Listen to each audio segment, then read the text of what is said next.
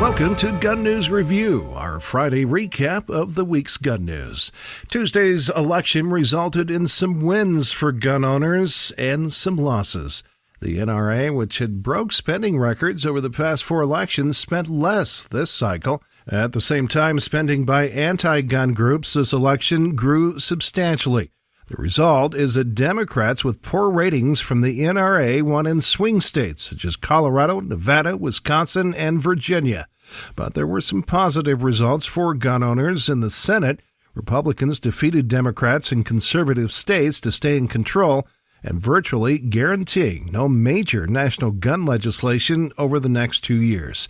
Things didn't go so well for gun rights supporters in Washington state, where voters approved sweeping new gun regulations, now some of the toughest in the nation. Washington was the only state on Tuesday with a gun control measure on the ballot. Despite intense efforts by gun rights groups and previous legal battles, I-1639 was approved 60 to 40%.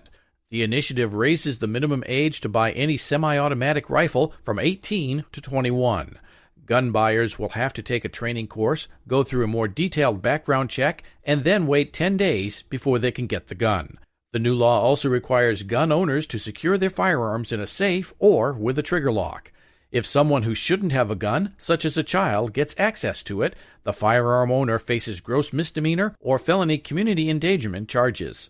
Opponents say they are considering going to court to challenge the legality of the initiative. I'm Arthur Wyman, Gun News Review. Washington state is already having problems with its firearms database. Documents reveal the state, as of August, still had not entered more than 525,000 handgun purchases into its system. The Washington State Department of Licensing is supposed to keep records up to date for law enforcement, but blames the backlog on a low-tech system for entering the information.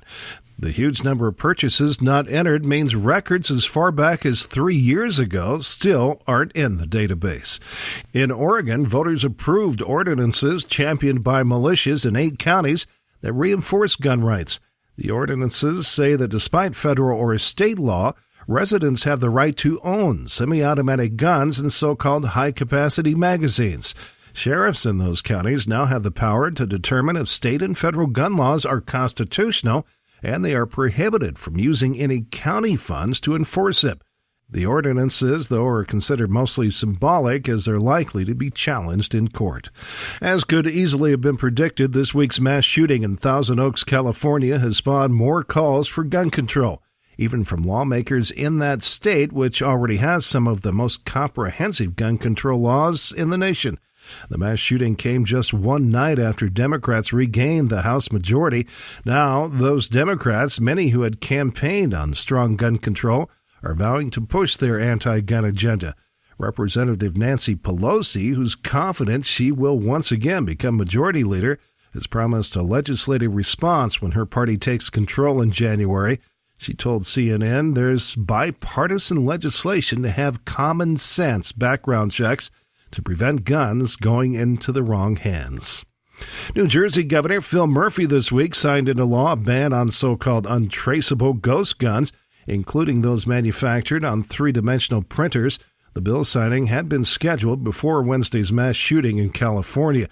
The new law criminalizes the purchase of parts to make ghost guns, so-called because of their lack of serial numbers, which makes them untraceable. Once firmly red, Colorado has now turned bright blue. The state has elected its first openly gay governor, Democrat Jared Polis, and the balance of power shifted to Democrats at the state capitol. Colorado Democrats are already eyeing pushing to bring back the red flag gun bill, which had previously been killed by Republicans on a Senate committee in a 3-2 vote. Incoming House Majority Leader Alec Garnett says he's convinced there will be enough Republican support to get the measure passed.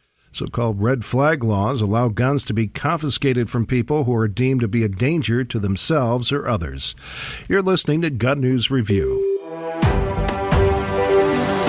The NRA has gotten into a row with anti-gun medical doctors over a tweet from the gun rights group. The NRA on Thursday tweeted, "Someone should tell self-important anti-gun doctors to stay in their lane." The tweet had to The tweet had a link to a blog post that criticizes the American College of Physicians over a recent paper about gun violence prevention. Texas Children's Hospital pediatric surgeon Mary Brandt wrote back saying, "Reasonable gun control results in saving lives."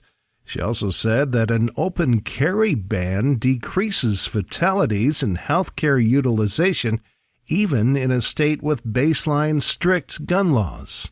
While gun laws are becoming stricter in the U.S., Italy is easing its gun restrictions.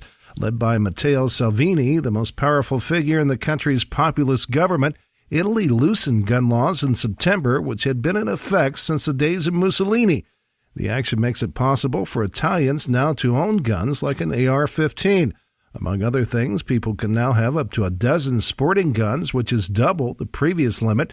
Magazine capacity for handguns goes from 15 to 20 rounds, and hunting with semi-automatic rifles is now allowed. A gun owner in Kansas City, Missouri, is being credited for saving a woman who was violently attacked. Police say Benjamin Seedorf was home with his children when he heard a woman screaming for help. He ran outside with his 9mm handgun to see a car stopped at an intersection with a man violently attacking and strangling the mother of three inside. Seedorf approached the car with his gun pointed at the man and told him to get out and get on the ground. The man did comply. Alaric Williams is accused of grabbing the victim, forcefully shoving her back into the car, and strangling her until she lost consciousness. Police say he was upset because she wanted him to drop her off at her cousin's house. This all happened in front of the victim's children, and while bystanders watched and did nothing. You've been listening to Gun News Review, comprehensive and concise.